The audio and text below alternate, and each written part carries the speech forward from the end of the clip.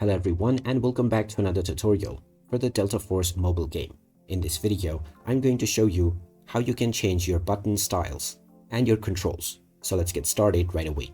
First of all, open up the Delta Force mobile game on your device, and after you have logged in using your email address or your social accounts, you will be taken into the main menu.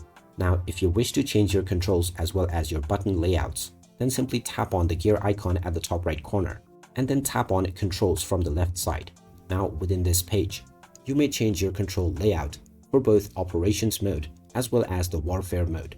Just choose which mode you wish to customize your controls for, and you can choose to have the movement stick at the left and the fire stick at the right with a fixed button location or a reverse order.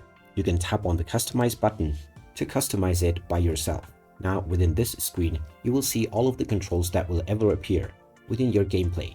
If you wish to change the location of any individual item, then simply tap on it and you can drag around in order to reposition this. You may also increase the size by using the button size slider in order to increase the trigger if you wish. You may also change various other details such as the alignment, the transparency, and there is also the options to hide any button entirely, which is not really recommended. Once you are done customizing your buttons, just tap on the Save button and now it will be saved within your layout.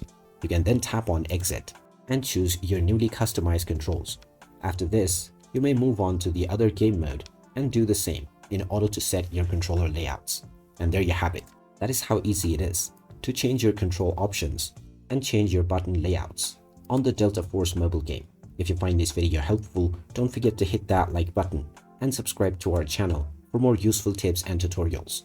Thanks for watching, and I'll see you again in the next one.